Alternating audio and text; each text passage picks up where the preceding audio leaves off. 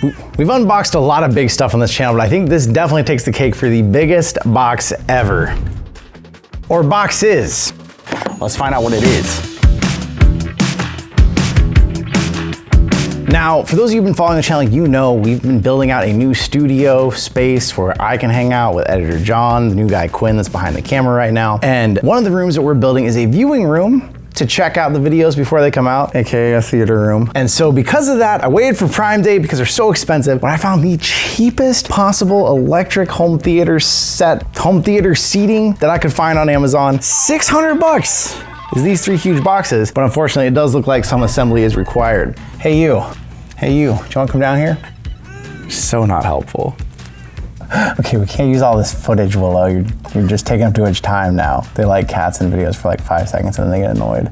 Stop showing your cat and get to the product. There you go, look at you, you're down. She says, there are boxes, I own them now. So it comes in 3 boxes.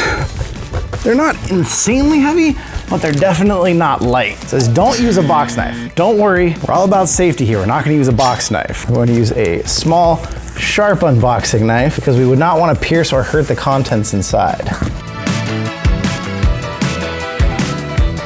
Don't do this unless you're a professional like I am, who has yet to ever cut himself, no matter how dangerously he uses one of these. Bag is not a toy. It looks like a fun toy. Cut to Lois giving Stewie the toy bag.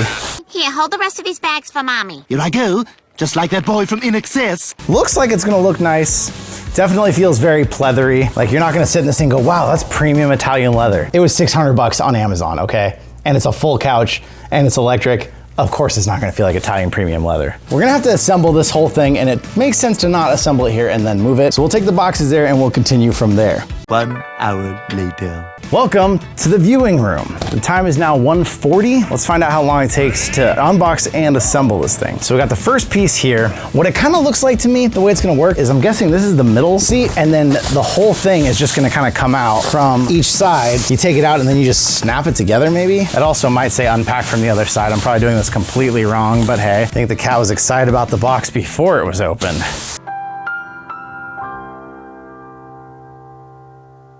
Very lightweight furniture, although the middle, I don't believe has any reclining ability. You can see there's sides where the whole thing's gonna hook together, and we should probably look at the instructions, but we're professionals. It looks like literally all you gotta do is just slide this on.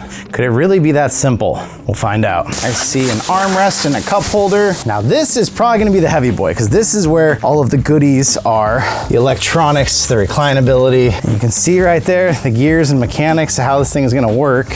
Looks like the same routine. Oh, and the cat has come for the boxes. It's a little harder on this one to see if you're doing it right, because instead of being on the inside, they're on the outside. And now you have an armrest in the way on this side. Last one, let's follow the instructions this time, and we'll unpack it from the other side. Oh no, I left my knife over there. When you have no option, you have to improvise. Boy, that was easier. It's also an easier cleanup, I feel like, when you do it this way. Okay, and you hear them snap in, which is nice. We have all 3, we have screws in the side that look like they should align into each other. 8 minutes from starting to sitting. I believe we're ready to plug in and try. Take a quick break here, we'll be back in a few minutes, see what we gotta do to get this thing plugged in and running.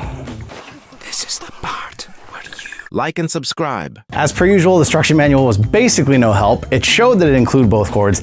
It only showed plugging in this one with the box on it. There's one cord hanging out the back of the couch. There's this that's gonna go to. You can't do it the wrong way, luckily, because one is big, one is small. That goes in. So now we've got this to plug in, but that's the weird part. It's because there's this other cord coming from a similar spot, running in underneath too, with no explanation as to what that goes to. In theory, this is gonna take up 4 outlets as one couch to recline. I mean, a premium couch like this, I would imagine would just be one. They'd wire it up that way. But first, let's plug in just this. So we're only plugging in for now the big one they mentioned, not the small one. Most couches have the buttons on the outside. This one weirdly is on the inside. We are reclining. It makes a nice farting sound while it reclines. We're continuing to recline. And then we have another button that brings it back. If you time it right, you can rip a fart and blame it on the couch. So now this other plug, honestly, it might just be, maybe it lights this up. Maybe there's lights underneath somewhere that we don't see. Oh, you know what I bet it is? In the side here, this opens up. We've got USB ports back there, right where that cord's headed. And we even have an outlet. So if I trusted this enough, I could plug the other side of the couch into here. I don't trust it that much. So I think we'll just plug in all four, but then that'll be kind of a cool thing. That outlet I used when I went, you might've seen when I unplugged a USB-C to C charger, so I would just keep one there just in case someone needs to charge their phone. Now I could literally put a couple different chargers inside of each side of this couch, and then someone needs to charge their phone, they can open up and pull a cord out and plug it in. I would love it if there was a light. Hey, you. You're finally awake.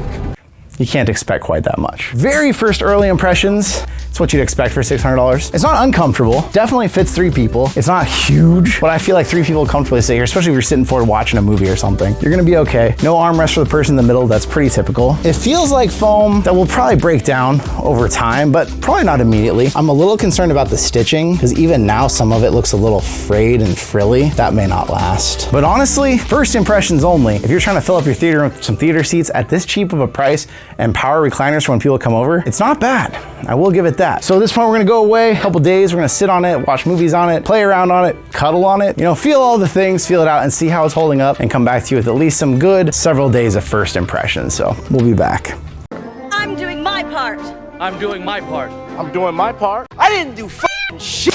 After weeks of hanging out on this couch, movie nights, friend nights, game nights, lots of Smash Bros, all kinds of testing, eating in here. Let's talk about the couch. If you know the channel, you know we usually start with the cons, because that's probably mostly why you're here if you're already thinking about purchasing this. The biggest con and the thing that's kind of driving us all crazy, it's summertime and the pleather on this thing just does not breathe. Like you notice after 30, 40 minutes, an hour of sitting on it, that like it's trapping heat between your body. That is definitely a problem and something you're gonna get with most faux leather couches. Even if you had gamer chairs, you notice the same thing with pleather. A lot of times it's just not very breathable fabric, where real leather is skin and has real pores in it and breathes. But especially when you have a theater room closed off like this, you have a bunch of people in here together at once, everybody's breathing, body heat, and you're watching movies and laughing and screaming at each other during Smash Bros. You notice it in this, especially coming from, was chilling in this like super old cloth recliner that I had back here. That's probably the biggest con and the thing that makes me question every time I walk in here whether I actually want to sit in this or I want to sit in my old chair. Some other weird points about it, that farting sound never went away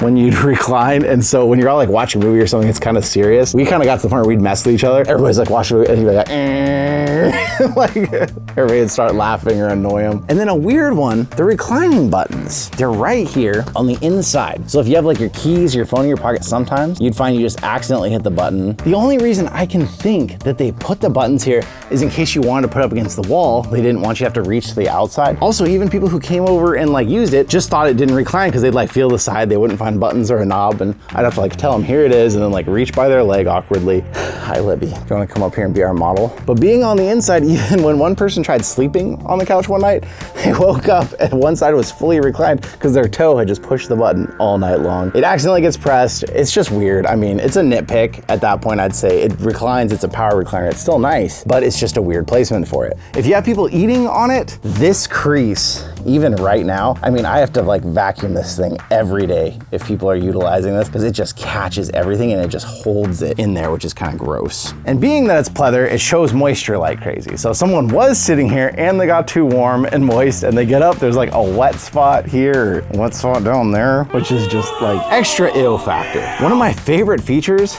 surprised me, but the power things in here. Like every time someone came over and they needed a charger, we just had them handy. They could plug anything in down here that they wanted. There's a whole actual outlet down there. That was really nifty and cool and people really enjoyed it. The cup holders being removable is nice. If someone does spill something or something, you can take it out and you can go clean it. The cup holder was a bit of an odd size. It is meant to fit bigger stuff, but like you're not gonna fit a hydro flask in here, but a can doesn't feel super stable because of the way it's built. It does hold it. It does its job. Some odd choices overall. This is only weeks of testing. We've only owned it this long. If people are really curious down the road, we could do a 6 months later, see how it's holding up. But so far we've had 4 people on it at a time. We've pressed the buttons, pushed it, and nothing seems to be breaking, tearing, ripping, or showing any signs of premature wear. It can also withstand a temperature of over 1,000 degrees. At the price point, I don't imagine it's gonna last forever by any means. Oh, it takes up 4 of your power outlets. Of course you can use a power strip and all that, but it's just one more thing to think about. Like, overall, I don't regret the purchase at all. It was a low price, it was a good entry to the world of theater seats. If the next one I get, the features I will look for, I might look for one of those ones that has a light bar in the bottom, because I have crashed into everything coming in this room when it's dark in here. It'd be nice to have a little ambient light. I wouldn't mind a light up cup holder or something. And then obviously the power buttons be on the outside, but the biggest thing for me now in any theater seat is trying to find one that's gonna have breathable fabric that keeps you comfortable. That's been the biggest drawback of this, is every time I come and I think about sitting on it, I'm like, it's gonna be warm. It's, you know, it's stiff, it's pleather.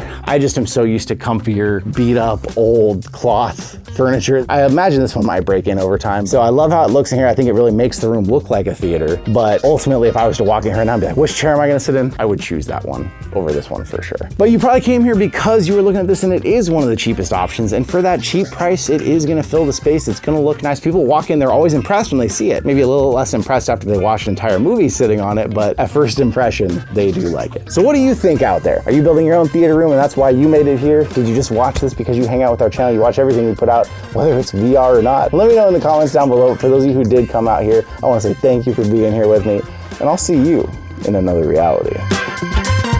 Cat approved couch.